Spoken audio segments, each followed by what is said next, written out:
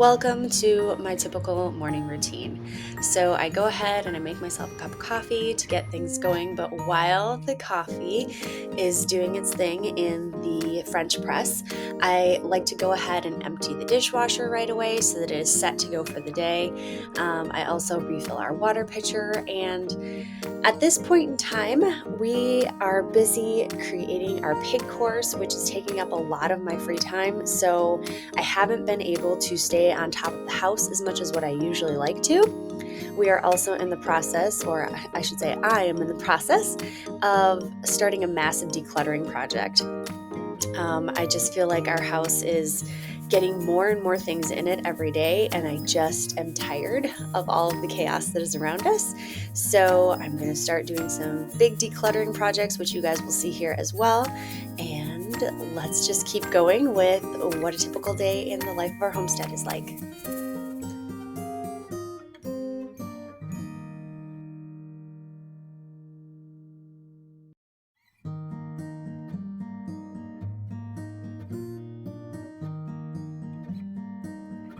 Now, generally, I like to start our days with an empty sink completely, but the night before, like I said, we've been working on this pig course.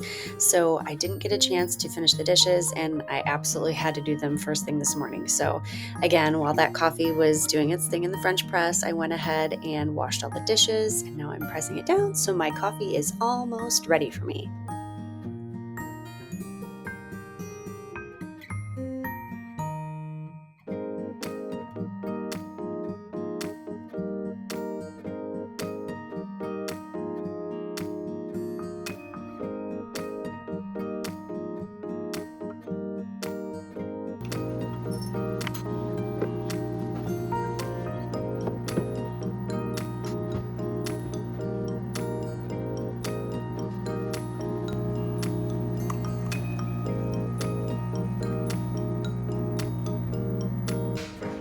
And I realized that I started the conversation telling you guys that my boys will not be following their regular day today. In fact, they are going to be going to our other barn with their dad to be able to work on some pig stuff over there.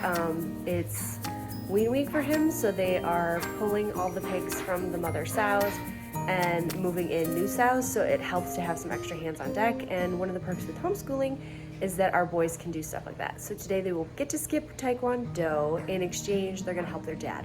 So they'll still be burning up a lot of energy, but our schedule just changes a bit. All right, I've got the kids up and running, so they're not necessarily happy about it, but who is? Now it's just a matter of taking a whole bunch of toys upstairs. Legos are a staple in our house. Kids brought down some books, and a couple other things. So I'm gonna get these put away so that I can wash the coffee table first, please.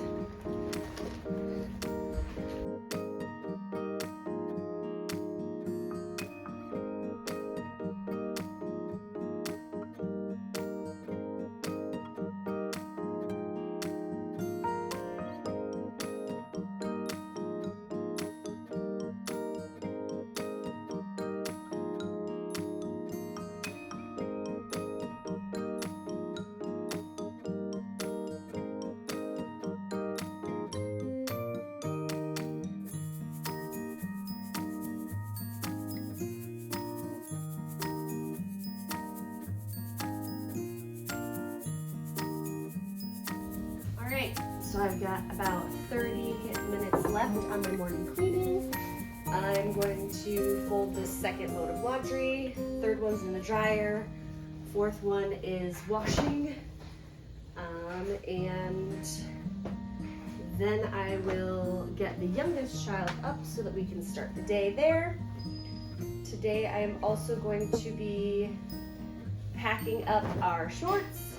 It is middle of October here in Minnesota, and this morning my husband said it was 26 degrees on the truck temperature thing, whatever it's called. Anyway, he said it was 26 degrees this morning, and But when I went down to the barn this morning, I don't think it was that cold.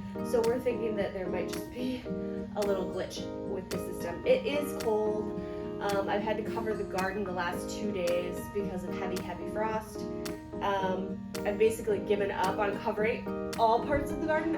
At this point, I'm just covering my herb garden and a couple big tomato plants that have some really big tomatoes on them still. I'm hoping that I can salvage those tomatoes still before winter officially sets in. We are buttoning down the hatches at this point. Our next big project, now that I've got the honey done, because I got that done yesterday, now our next big project is to focus in on getting the cows set up for the winter, basically. So we have a big cow, Tess. She is my baby and she's a brat. And when I say that she is a brat, I affectionately say that because she's my girl. Aside from her and a couple of the other pigs that are like my favorites, she is definitely my girl, but she is a brat. For example, 2 days ago I went out to the pasture and I had the calves. We have 2 new calves. They were in the back pasture, and then she was in the front pasture because it has more lush green grass. And she got mad because they were in the back pasture without her. So when I unplugged the fence, she knew the fence was unplugged because I was going to be moving her, but I just wanted to check the calves first.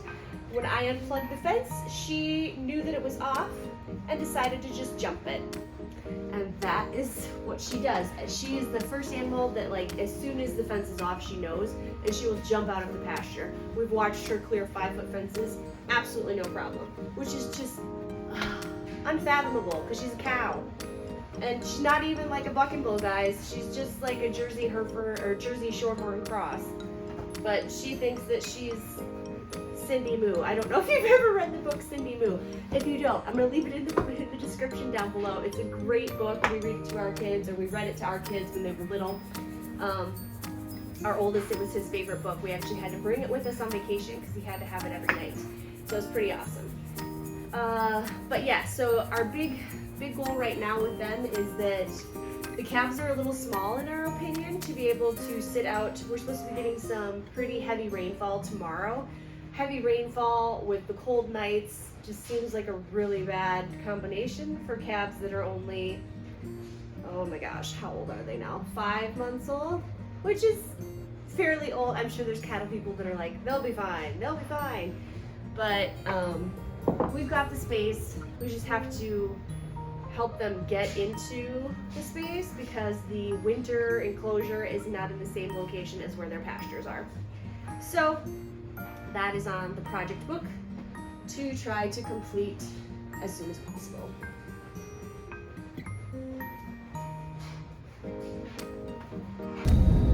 Ready? Yep. Cool. What? I didn't know we had one of these at our house. I really wanted one. I know, they're pretty cool, aren't they? Yeah. Yeah. We could put one in a trailer on the grass. Yeah, you could. That'd be really awesome. No, it would be really smart. No one could see anything on this. That is for sure. Because look at all the green. See all the Nice. green? Yeah, it's very cool. And we could shoot someone's, like, if they had a fox in their house, if they had a fox in their car, we could just shoot it in the stomach. A fox in their car? Why would they have a fox in their car? Because if one got in the window, Well, why did they leave their window open? because they wanted to get McDonald's and they wanted to have fresh air. They wanted to get McDonald's and have fresh air. Okay. And Which one's more important, McDonald's or fresh air? McDonald's. Really? Why? Because I like McDonald's. You don't get it very often, do you? It's fresh air, I know it is. Do you wish you got McDonald's more often? Yeah. Sorry, bud. Mom doesn't like McDonald's. She thinks it's not so healthy. You think Culver's is healthy? Culver's, I think, is healthier. You know, we should probably do a comparison. But we don't eat at Culver's very often either, do we? No. Yeah. Where do we usually eat?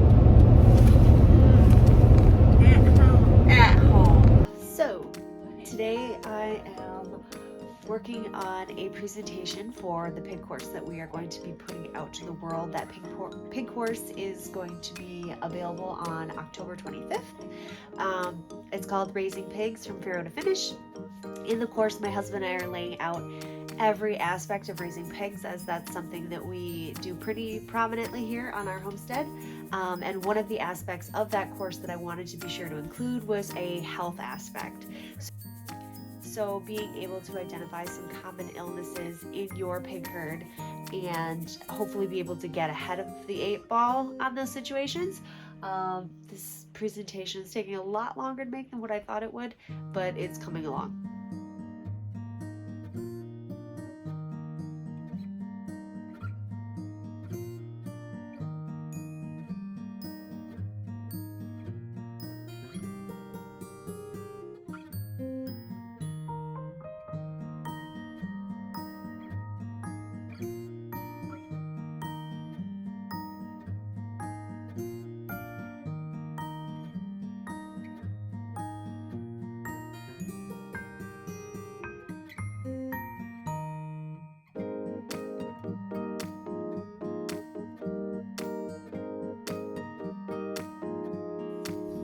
So the last thing I wanted to show you guys is I had some congestion going on, so I decided to make this homemade cough syrup. It helps to kind of clear your congestion, and it's just onions with honey, and it's a recipe that I got from my grandma. Super easy.